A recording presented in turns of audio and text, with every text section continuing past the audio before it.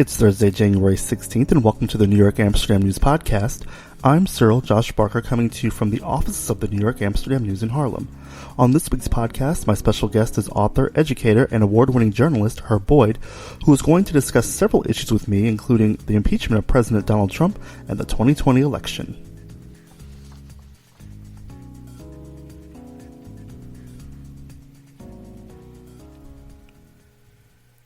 My guest this week is author, educator, and award-winning New York Amsterdam News journalist Herb Boyd. He's with me to discuss several topics that are making headlines, including the impeachment of President Donald Trump. Welcome to the podcast, Herb. How are you? I'm good, Josh. Wonderful, wonderful. So obviously, here we are. It's Thursday, January 16th. I said that in the intro, and the reason why I'm mentioning the date is because, a lot of folks that are hearing this might hear it a little later on. And today was the day that the 100 senators were sworn in for impeachment trial. We saw last night, Wednesday night, when Nancy Pelosi signed that bill and the politicians took it over there. And you take it from there. What is your analysis of what's going on? What should we make of this? People have a lot of questions that might not understand. This is the third time we've had a president impeached in history. So what are your thoughts about it? Well, I think one of the things about this, and I think it's going to be pretty much the center of the whole trial, is around just a day though, Josh. There was some report that the GAO had submitted an opinion of theirs. I've been close to the store here that they have found that absolutely without any kind of reservations that the Trump administration had curtailed and held up a payment that had already been allocated. Congress already had allocated. That money was allocated to Congress to go to help, what was happening in the Ukraine. Mm-hmm. $215 million that was held back. And so that's going to be the crux of what happens in terms of the two charges. There's two charges against the president. One, right, of course, is the abuse of power, and the other is obstruction of justice. Now, obstruction of Congress, in fact. So what happens with the abuse of power in terms of him exercising, he would call executive privilege, mm-hmm. But he doesn't, that's not in his purview. He could not do that because money is as congressional money that was set aside through Congress and earmarked to go as assistance, military assistance and what have you, to the Ukraine. Mm-hmm. So here the GAO, the Government Accountability Office, they're weighing in on this. But the critical thing in all of this, Josh, is how much of this information, and I think Nancy Pelosi was very wise to kind of hold up, sending the articles of impeachment, and so it allows more information to accumulate. And here we have at least 4 or 5 very interesting developments to see whether or not they'll even make it into the trial. Right. Because they're saying, first of all, the witnesses situation with the whole Lev Parnas situation connected with Giuliani. And he was supposed to be Giuliani's fixer. Right. Here's someone, so now he's the one who turned over all of these documents here lately, indicating a direct connection between Giuliani and the president, indicating that the president knew everything that was going on. So that's now how that's going to be handled within the trial. Obviously, we're going to have like a partisan throwdown here. I mean, the Republicans got their view on it with McConnell, but you got Chief Justice Roberts, and of course, I'm always kind of suspicious of how this particular Supreme Court is going to act. But he's supposed to be, pretty much an objective. He's overseeing this thing, and whether or not it'll proceed in a way in which we'll have it. John Bolton, for example, he would be a very interesting witness. He said he's willing to cooperate. And before he said no, and of course the president just blocking everyone. And that's a part of the obstruction, of Congress, obstruction of justice, is not allowing these documents to come forward. So we'll see how it plays out. I think it's going to be kind of like a going back and forth between the two sides here, kind of a heavyweight fight. And who gets the last word on this thing in terms of, getting their particular evidence into play. But in the end result, we know, we know the conclusion already. And it'll be absolutely stunning, historic, miraculous turnaround if he's at last convicted and removed from office because, the Republicans have the majority. It's their Senate.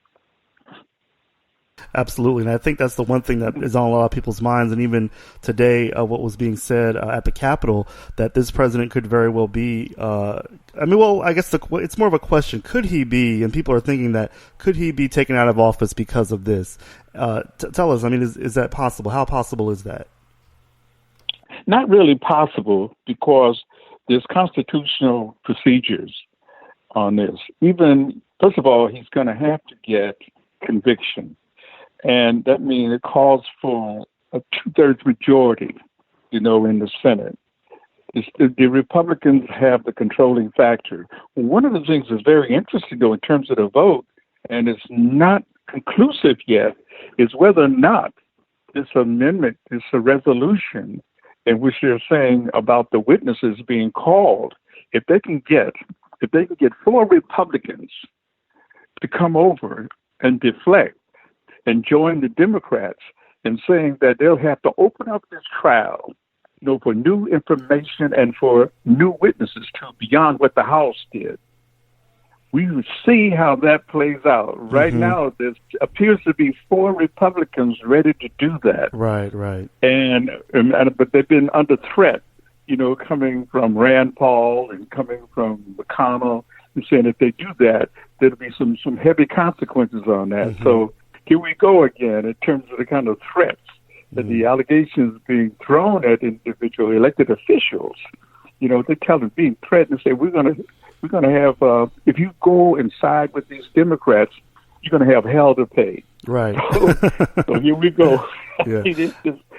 The politics on this is just absolutely amazing. It's a good history lesson, though, Josh. Absolutely. Yeah. We learn all about how, in school and even in college also, especially about how constitutional law works.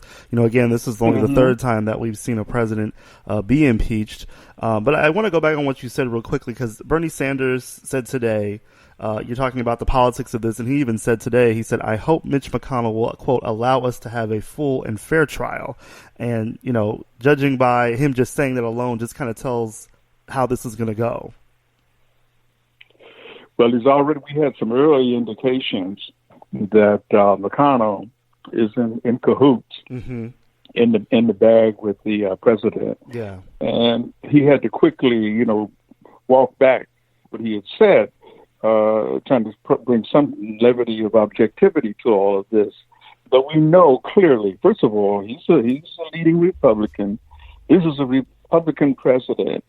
And so the whole ideological stuff is pretty much aligned. They're in the same bed on that. And then you've got Roberts, and the majority of Republicans in the Supreme Court. So I have a feeling that the only 2 things can happen. They can have a quick trial. And, of course, that's to McConnell's advantage. He want to quickly go in there. Exactly, yeah.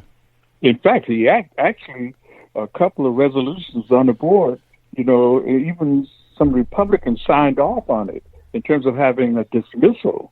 No, because that's the first thing that the Trump administration want to do is dismiss the whole process. Right. The impeachment, as he called it, this is just nothing but a major hoax. This is a con job. But he has been waffling on that. You remember early on, Josh, he says, bring it on. Right. Let's have it. And now you have to say, well, maybe we need to do away with this thing. Right. But that's pretty consistent with the kind of contradictory inconsistency that we find, from the Trump administration, and particularly from Mr. Trump himself. So, he'll be on board, as we understand, the whole military and the foreign policy. He's waffled on that. He shifted on that. He shifted on climate change. He shifted on the infrastructure. He promised during his run that infrastructure would be right at the top of his agenda. we haven't seen anything done on that. It's like he can't even say the word anymore. Well, I do want to talk. It's a mess, baby. I do want to talk about some of the key players here, and of course, Nancy Pelosi, you did a piece this week. Herb had a story this week about everything that we're talking about here. It's on page 4 in the paper. It's also on our website at amsterdamnews.com. But I want to talk about some of the key players. Nancy Pelosi, of course, but more particularly Jerry Nadler and Hakeem Jeffries, who are both congressmen from New York, who are a part of this. There's a whole slew of people that have been selected. Well, not a slew. It's actually a small number of people that have been selected for this impeachment trial who are Democrats. But two key players locally here, especially Hakeem Jeffries, who's really more into our demographic and some of the coverage that we do. Your piece today talks about the two of them and their role. Tell us, I'm going to focus on Hakeem Jeffries here because that's who we cover a lot. First of all, have you spoken to him? I don't know if you have or not. Did you speak to him? I didn't speak to him, not recently, but generally his position has been out there. He's been very, very consistent, very upset from Jump Street. Absolutely, and he recognized the danger of the Trump administration. Right. And he hasn't waffled. He hasn't backed up from that position at all. And so I was kind of really excited and hoping that he would be one of the managers selected. I figured that Adam Schiff and Jerry Nadler, that was like pretty much no-brainer. I knew they would be there because they headed up the House Judiciary and the House Intelligence Committee, so they were set to go because the interrogation, of the various witnesses during the House proceedings was indicative of how informed they were. Right. That they had all this information. If Elijah Cummings was alive, he would probably be one of those selected too. Right. I don't know necessarily if John Lewis would be added to that because we do have Val Demings is there. She's good. And we saw how she operated because she's a former police officer. Most of the 7 are attorneys and backgrounds in prosecutorial matters. So I think Nancy, again, very, very wise selection, very diverse. And I was going to... I was going to talk about that. You mentioned that in your piece, and I'll just read it here. It says, the managers represent a diversified group from different parts of the country, and several are attorneys, and Jeffries and Democrats, Jeffries and Demings, we're talking about Val Demings from Florida, are both African-Americans. So we have some definitely some diversity, and that's one thing that you point out here with this, is that we are here at the table. African-Americans, our representatives are out there at the head of this, and that's also very important to know. I guess one of the questions also is, we're in an election year. I'm going to shift gears here to that. And with shifting those gears, I need to ask you, could this impact his reelection? How would it, a lot of people are just, they're sworn Trump supporters no matter what. We know that by what we see on TV and what we see on social media. He could do anything. But could this hurt his reelection? Well, I think I guess I was checking out the most recent debates, and we're going to have to be very careful of the kind of the inner political fighting. It can be very disruptive and tear apart any possibility of solidarity or unity, going into the finals. As I see it right now, though, Josh, you've got 4 major elections before you get to Super Tuesday. And at this point, if it was held today, possibly Bernie would take Iowa. So he would be in a position in terms of New Hampshire, because he's kind of nip and tuck there, with Elizabeth Warren. He's nip and tuck in Iowa. It's not a far-gone conclusion because that thing shifts. We still got a couple of solid weeks, before that goes down. And those polls, they change by the hour. So, but at this point, it appears that he has the upper hand. Now, coming out of the debate, we have to see the next poll because there was this antagonism that he had with Elizabeth Warren, suggesting that a woman could not be a president of this country. He denied it. Right. She said he's lying. He said she's lying. Uh-oh. So you got a he say, she say thing going on here, something that we didn't anticipate this erupting, and being a centerpiece in the debate. And suddenly that's what people are taking away from the debate, is the argument between the two of them, and the fact that he reached out to shake her hand and she stepped away from him. So we don't need that kind of no, not at all. No, contentious stuff inside of the party. Yeah. It's enough, that they attack each other during the debates, but we can expect that because each one of them want to win. Each one want to be the one. And so they'll try to tear each other apart. But remember 2016, hey, with Hillary and Bernie. Yeah, we saw that. And it's interesting. So, and you're right. Everybody seems to be focusing on the war of words between Elizabeth Warren and Bernie Sanders. We saw. The headlines are saying that she said to him, you just lied about me on national television. Or no, I'm sorry. She said you said I lied on national television. So I think what she said, something of that nature. And so we're definitely seeing that. Let's talk about staying on the election here. Obviously we're here. We have our candidates now. No black candidates, no people of color on now. Cory Booker gone this week. Kamala Harris no longer. Andrew Yang couldn't make it. We're seeing pretty much an all white candidates here. Were you surprised on the debate I should say? Yeah, on the debate level. Yeah, let me point that out. On the debate level, that's what we're seeing. But it looks like we're getting closer to the fact that we might have an all white field of candidates for the primary. Well, first, were you at all surprised about Cory Booker this week announcing that he was dropping out of the race? Well, I think one of the things you talk about all white, it sounds like the Oscars, huh? As Reverend Sharper used to say, sometimes the higher you go in American politics, the whiter it gets. The whiter it gets, yeah. But I think one of the things about this is, here's the thing. Exactly. I was somewhat not surprised that Cory, even with Kamala, when she stepped out, because their numbers, they weren't getting the numbers. They weren't, yeah. They were not registering at all. Even blacks were not going with Cory. Even blacks were not going with Kamala.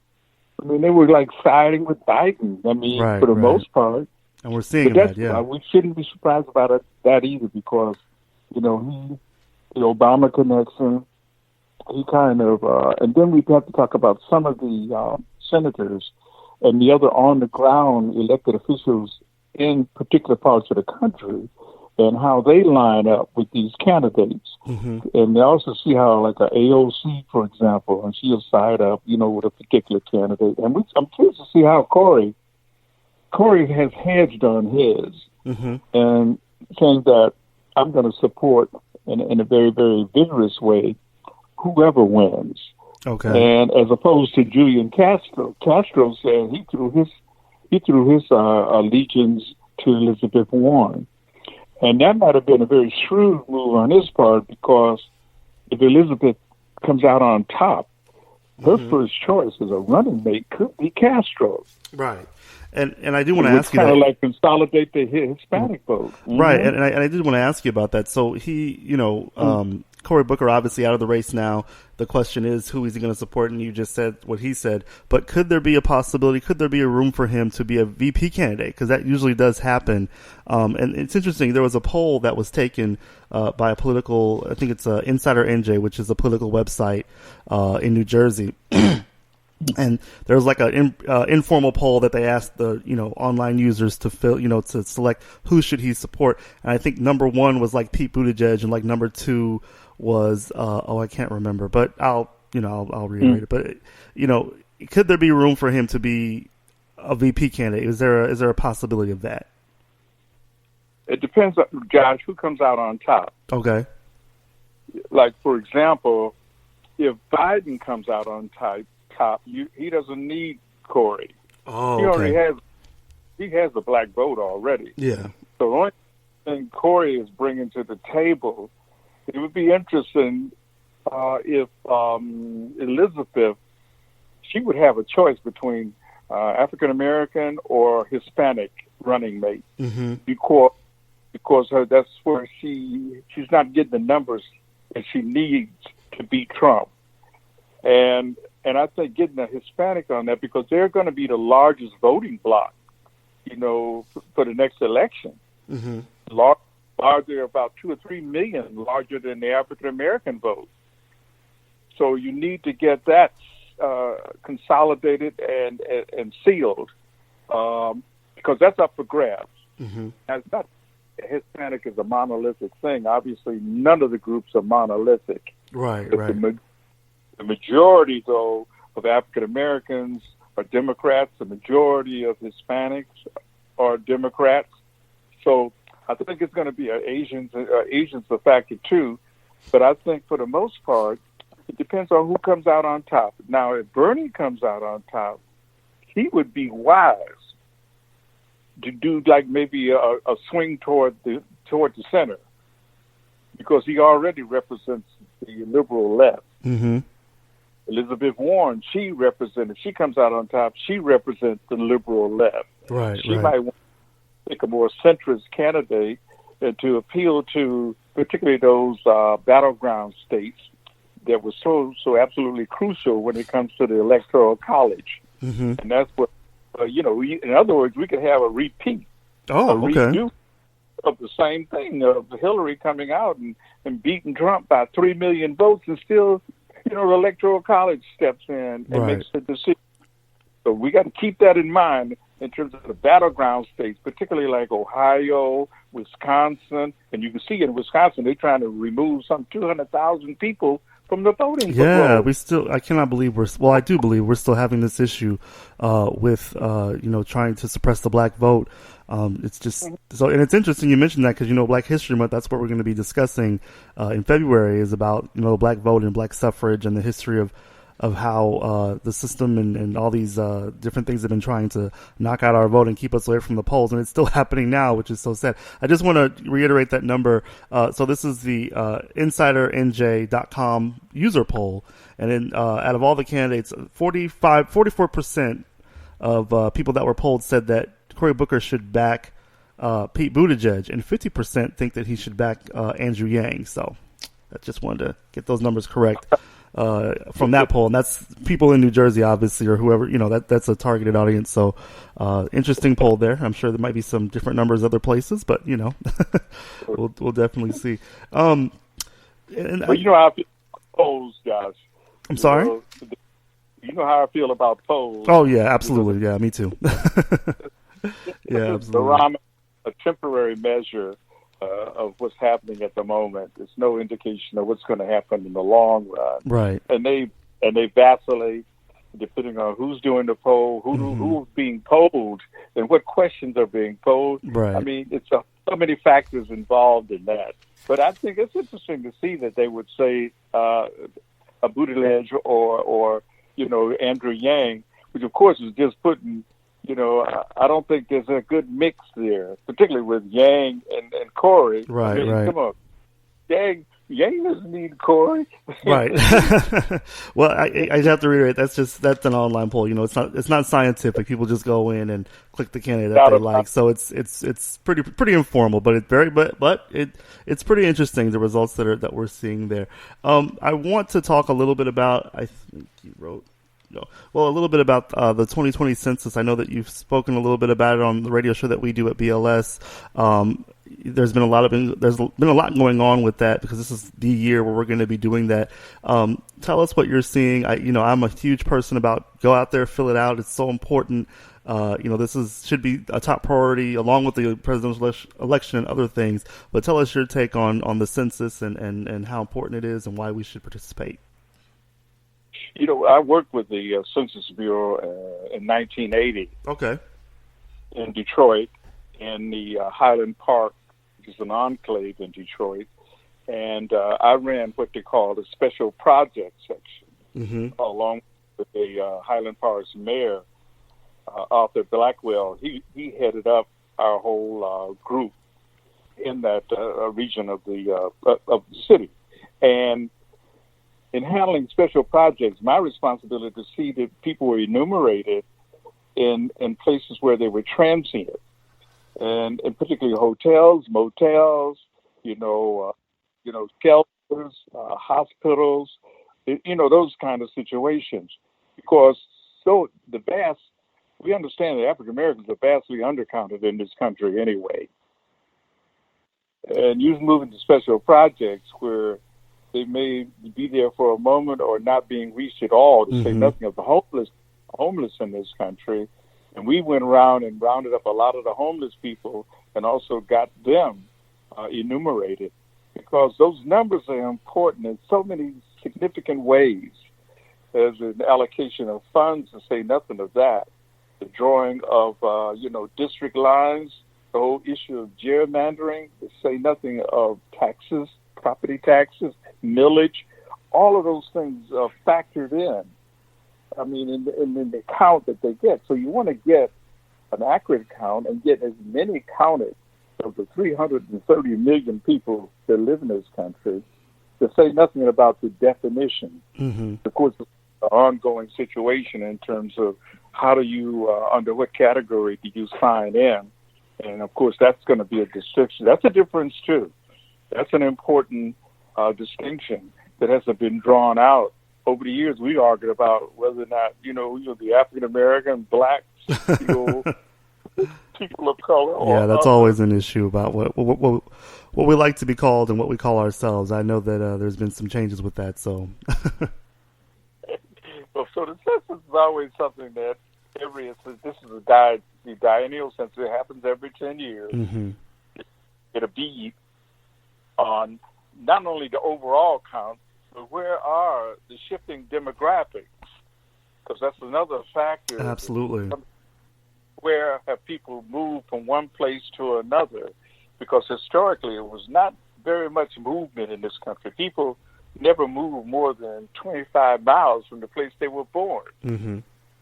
But that's a great difference now. Oh, absolutely, yeah.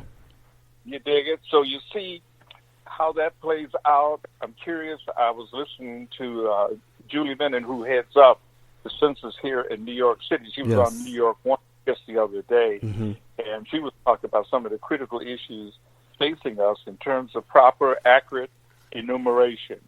And there continues to be an argument, going on in terms of how people are listed, and whether or not, that's an accurate count from one district to another. So all these issues are paramount in us moving forward and getting a good idea, in terms of what the American mosaic looks like. But I think for the most part, it looks better than ever, because you got some very experienced people, really on point and looking at some of the past issues and some of the problems we've had in the past in terms of proper enumeration and making sure that everyone is counted. And I'm interested to see, 10 years ago, and it was the demographics in our black neighborhoods, Harlem, Bed-Stuy. It's going to be interesting to see just how much it's changed. I'm curious to know how much things have changed. So I'm really anxious to see what happens with those numbers. Well, we're going to wrap up here, and I'm going to circle back to the impeachment. Tuesday is going to be a very big day for this whole thing. Tell us your prediction, rather, I should say, on what you think is going to happen here. Well, I think first of all, you'll have it's not like a typical trial, a courtroom trial. So viewers will have to pay attention to that distinction, that each side will present, its argument. And one of the things about this is that you've got 100 senators there, and most of them, they're not managers. They have to sit on their hands. They can't say anything. Right. I saw they had to turn their phones before they even go in there. They can't even tweet or take or do anything. It's like a no phone zone in there. Exactly. So I don't know how you're going to keep these blabbermouth senators quiet. But anyway, that's where Roberts will step in and a rule of order and see how he conducts things in allowing certain procedures or certain kind of arguments to exist in there. Because you are talking about territory that is not that covered. I mean, we don't cover this territory that much. No, not at all. This is new terrain for a whole lot of folks. There's a few of them. I was noticing one of our managers, Zoe Zephyr out of California, she was a part of the last impeachment process. So it's good that a few of them that are old enough and were in Congress at that time and can have something to say about procedural stuff. and rules of order and what have you. But more than anything, we talk about Robert's Rules of Order. It would be John Roberts' Rules of Order. Oh, that'll be interesting. Very interesting. Then, John. All right. Well, listen, I appreciate you coming on to the podcast today. It's always a pleasure to have you on. I know you were on before, and as always, it's always nice to have you on and give us your expertise. We really appreciate it. Thank you. That concludes this week's podcast. You can pick up the latest edition of the New York Amsterdam News on newsstands and get updates online at amsterdamnews.com. You can also keep up with us on Facebook at NY Amsterdam News and follow us on Twitter at NYAmNews. I'm Cyril Josh Barker. Thanks for listening.